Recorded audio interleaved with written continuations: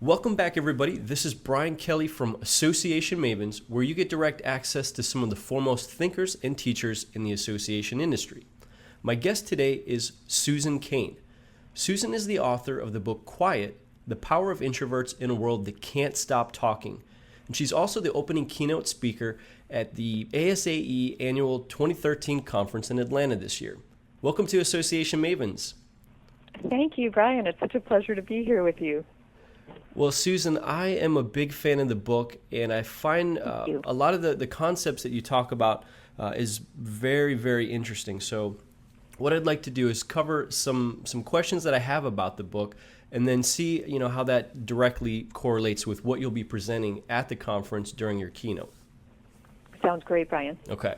So the first question I had for you was, can you talk about how you as a self-described introvert, I know that you've kind of talked about this in interviews, and I think you even mentioned it in your TED Talk.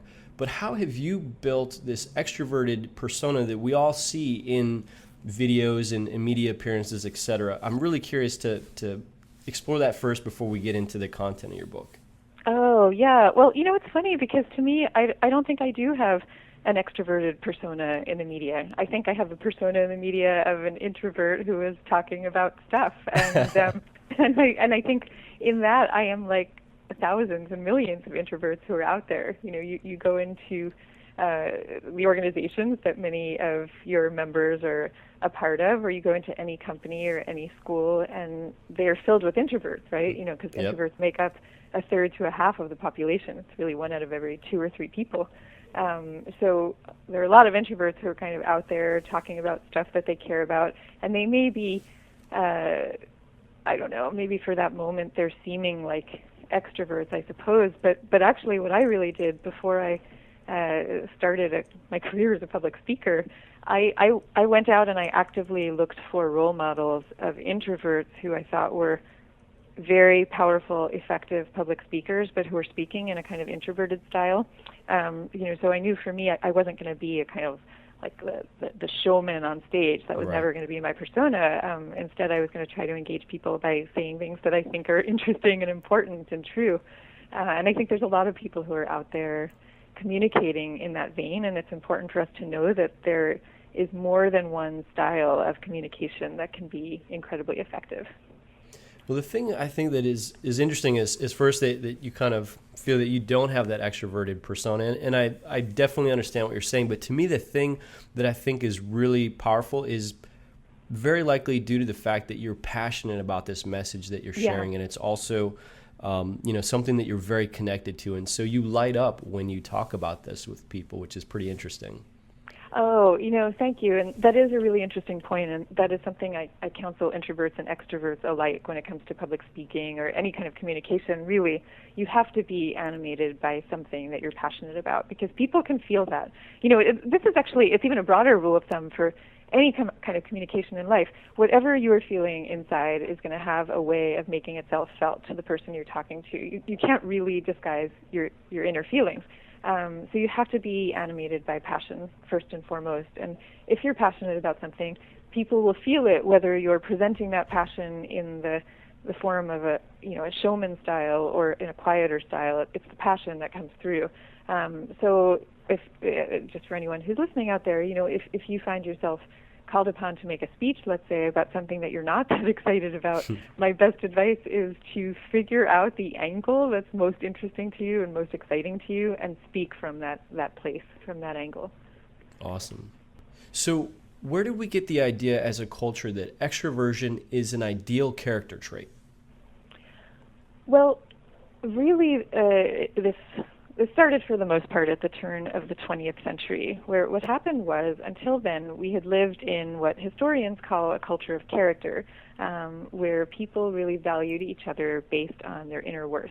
Are you a good person? Do you perform acts of character when no one's actually looking? How do you conduct yourself? That's what mattered.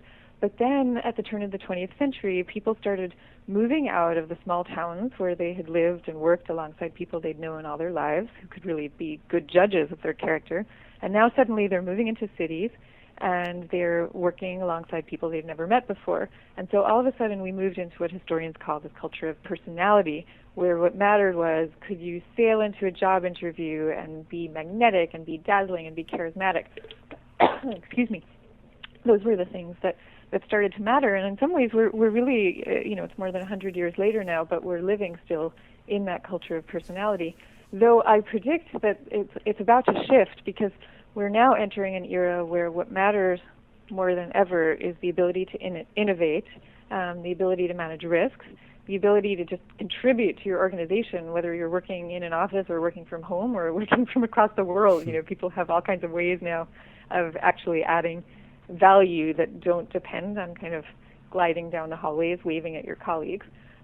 So I think we are entering a new era that will provide a little bit more balance. Excellent.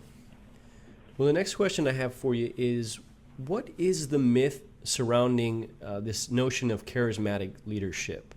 It's something that I think we've all kind of been exposed to as part of this culture, but what's at the core of that? What's the myth surrounding that idea? Yeah, and this is something I'm going to be speaking about in my keynote, because it's such an interesting and important problem. We really do, most of us, whether consciously or unconsciously, have the idea that the ideal leader is the kind of person who's sort of naturally bold, naturally assertive, naturally very charismatic. And we know from management research that that inside organizations and companies, when people go to groom the next generation of leaders, they usually select the people who have those traits, because there's an idea, that that's what leadership is. But when you look at the research, you find, in fact, that there's very little, if any, correlation between charisma and leadership.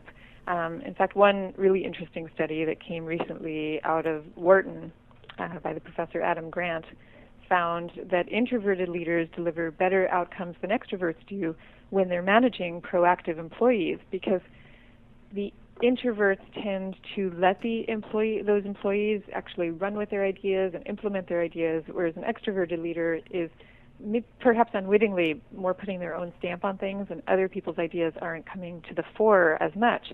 But on the other hand, the extroverted leaders do better when they are managing employees or are in a situation where you really need a lot of inspiration and a lot of rousing and a kind of call to action. Extroverts tend to be really great at that.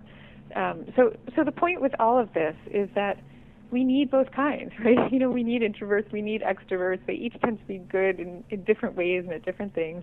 And the problem with our culture so far has been that we're lopsided, and we're extolling one set of characteristics and not the other. And we would all be better off if we had a much more kind of yin and yang approach to things, and we had introverts and extroverts working together in very complementary ways, which is something I'm going to talk about in the keynote. And one example I always give is Mark Zuckerberg at Facebook and Sheryl Sandberg.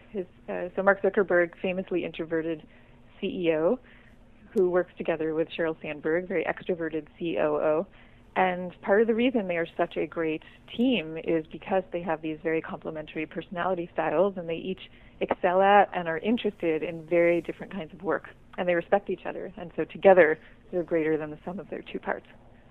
Excellent. Well, I think it's interesting, too, that it's not just saying that one is better than the other, that it really depends on different factors. It depends on, various conditions, situations, and also I think the example that you gave of this pairing of two strong leaders with different styles, different personalities, coming together and being stronger as the result of that. Yes, absolutely. This is in no way talking about one type being better than the other. This is about, as I said, it's about yin and yang. It's about to me, the one great analogy is maleness and femaleness. You can't really imagine a functioning world in which you were rewarding only maleness or only femaleness, right? We really need both styles. Yep. So same exact thing is true with introversion and extroversion. We need both, and ideally we need them both really understanding each other and harnessing each other's talents. Okay, so I think what would be good is to have you explain the difference between how extroverts and introverts think. Can we explore that a little bit? Oh, yeah. Gosh, that's an interesting one. In some ways the heart of that is that extroverts tend to think out loud, and introverts think before they speak. And that sounds like, okay, very interesting, and now move on. But that's actually at the heart of so many of the differences between the two. Because if you think about it, let's say you imagine a group of introverts and extroverts at a meeting. What ends up happening is that the extroverts are very understandably wondering why their introverted colleagues are not participating. They're thinking, my gosh, I know this person is really bright and talented, and yet they're sitting there and not saying a word. So maybe they're disengaged, maybe they're angry, maybe they're looking for another job. And the introvert, meanwhile, is feeling as if by the time they have thought of the thing that they want to say, the meeting is over. So that's really a problem if you think about it. But on the other hand, once you understand it, there are things you can do. Like if you give introverts time to prepare before a meeting or before new inflection points at a meeting, that's what introverts need, because they feel like they want to process things through before they articulate them. Yeah, it's very important, I think, to understand that, especially, I think in all areas of life, whether it's in professional or in your personal, social environment, that really everybody has these different aspects to their personalities. And instead of jumping to an assumption about how you're perceiving them, understanding a little bit more about that they may have a slightly different, characteristic that is allowing them to, or rather driving them to maybe be a little bit more quiet and process that information. So it's really fascinating. Yeah, no, it's such an important thing to understand. And that's why there's that kind of trope that you hear sometimes about the kind of person who doesn't talk that much in a meeting, but when they do speak, everybody listens to it. Often the reason for that is that, introverts will make up for in quality what they lack in quantity. It's not to say that their thoughts have inherently more quality. It's just to say that each thought that they produce, they've usually been thinking about it for a long time before they say it. So you're getting, the benefit of that sort of extra time per thought. On the other hand, the downside is that there are fewer thoughts per unit of time. So, everything is a trade-off. Yeah, absolutely. Well, I had actually heard somebody say one time that still waters run deep. Yes. And for those who are quiet, there's a lot of depth there. It's so funny that you say that, because I had actually thought originally of calling my book Still Waters, and then somebody said, it sounds kind of like a book about environmental disasters. So we didn't use that title. Well, that's good. I think quiet is a great title as well. It works very good. Thank you. Okay, so wrapping up, we've got just a couple of minutes here in our time. So I wanted to ask you, how can extroverts and introverts talk and interact with one another? I think this is a key concept. Well, a lot of it just has to do with understanding, who the other one is. And I think we touched on it a little bit, but let's say if you're an extroverted manager and you want to know what your introverted colleague thinks about this thing or that thing, you just want to remember that probably the best thing is not to call an all-hands meeting and expect to get the best out of an introvert's brain that way. You're much better off speaking with the introvert in a one-on-one way, and also giving them a chance to prepare. So, sending an email and saying, hey, next Tuesday at 12, can we talk about XYZ? Here's what I'm thinking about. And that way, the introverted person has time for processing. Now, on the other hand, what can introverts do?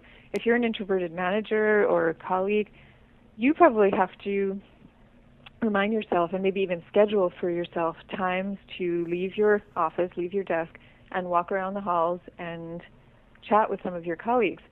You might like them very much, but it also might not occur to you to do that because you might be much more focused on kind of just, focusing on your work. But you have to remember that your extroverted colleagues feel if you don't check in with them that you're disengaged from them or might disapprove of them, or they're simply not getting their own need for social stimulation met. So it's up to you to kind of stretch a little bit to meet that. So those are two key things that both sides can do.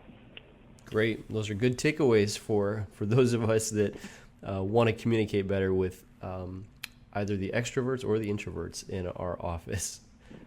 So I'm going to sneak one more bonus question in if you've got a little bit of time.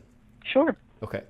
We touched upon this a little bit in our first question, but wanted to circle back and see if you could talk about what is the secret to public speaking for introverts?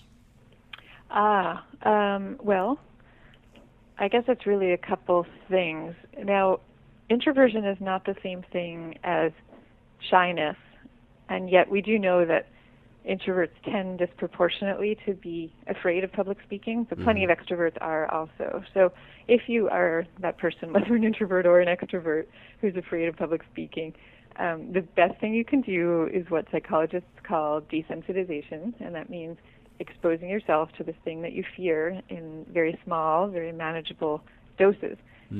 So like in my case, before I went out on my book tour, I signed up with Toastmasters, and I practiced public speaking every chance that I could in an environment that was very, low stakes, very small, very supportive, until eventually, like the thing that you fear, that the horror that so many people have of being looked at, starts to dissipate with time. But this has actually, for me, become an issue that I'm so passionate about because it was such a big journey for me.